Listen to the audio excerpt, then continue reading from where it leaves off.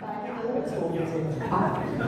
Die liebe Trudi, sie steht rechts von mir aus rechts vor dem Mikrofon, sie trägt das Tanzkleid, was sich ihre Mutter 1945 als erstes Kleid nach dem Krieg wieder gekauft hat.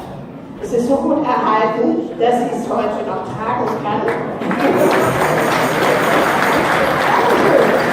Und dann Singeposch.